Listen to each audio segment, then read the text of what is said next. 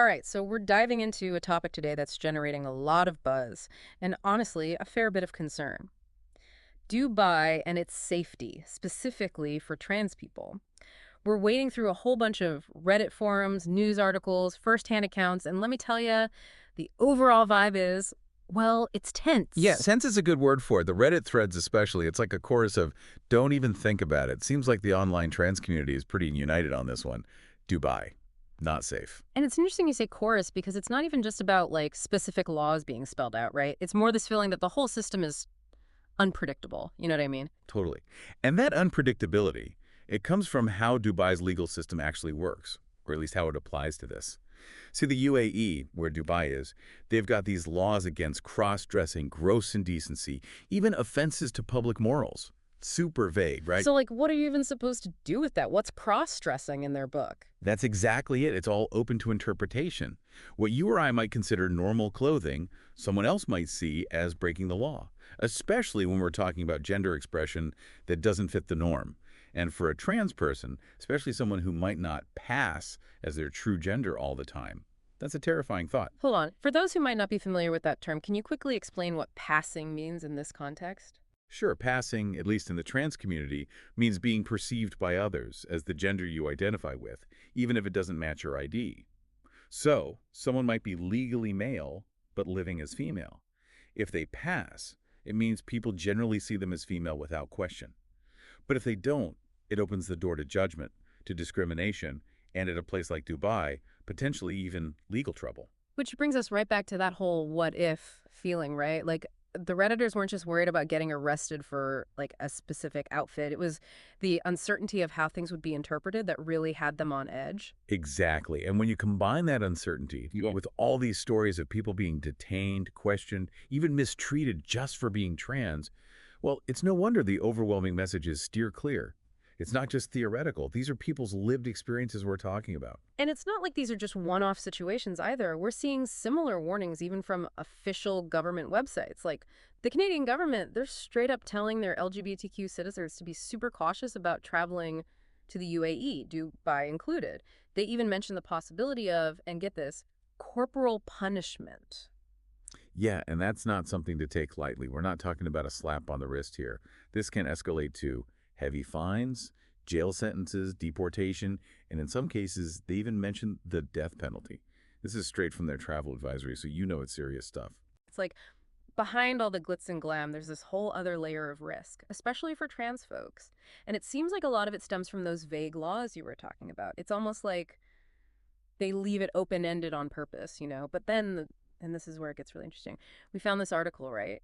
It's all about this hidden trans community in Dubai, like a whole other side to the story, you know? It really is fascinating how it's playing out there. Dubai wants to be that global city, that image of anything goes, but as we've been talking about, for LGBTQ folks, and especially trans individuals, that's not exactly the reality on the ground. Yeah, it's a weird contrast, right? You've got these secret meetups happening, hotels that are known to be discreetly trans-friendly. Even those rumors swirling around about a prince falling for a trans woman, like something out of a movie. It just goes to show you, even with strict laws, social pressures, human connection kind of finds a way. Yeah. But it also highlights the risks these individuals are taking just by existing, by seeking out that connection. Totally. And we don't want to give the impression that Dubai is suddenly this trans paradise. Not at all. It's more like Right. people carving out a space for themselves, even if it's hidden from view. Makes you wonder how much is going on beneath the surface, you know? Absolutely. And it speaks to the resilience, the adaptability of the trans community, Mhm. finding each other, building those support systems, even in environments that aren't exactly welcoming. That takes strength. Another thing that article touched on, which I thought was interesting, was how some trans women have actually found a place for themselves in Dubai's fashion scene, the nightlife, that whole world. It's like they're using their adherence to their advantage in the society that, at the same time, condemns their very existence. Kind of a mind-blowing dynamic, don't you think? It really is. Gets right to the heart of these contradictions that exist in Dubai.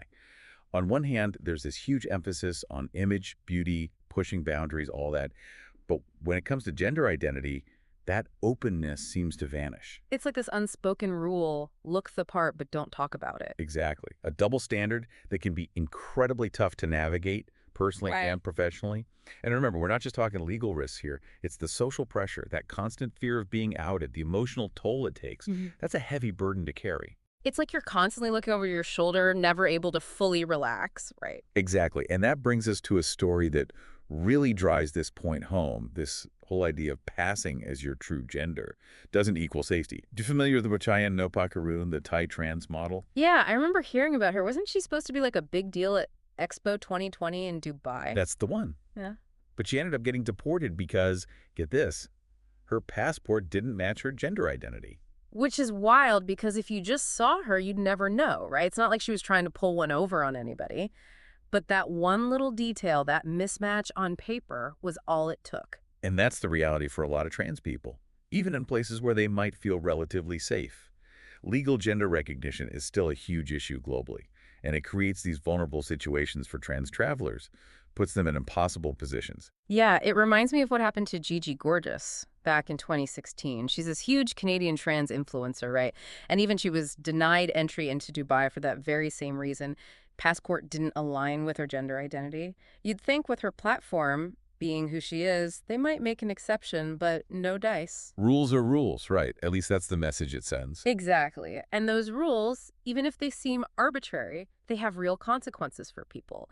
It's a stark reminder that for trans individuals, something as simple as traveling can become this huge ordeal. Absolutely. And it underscores what we've been talking about this whole time. Dubai, as appealing as it might seem, it presents some very real risks for trans folks.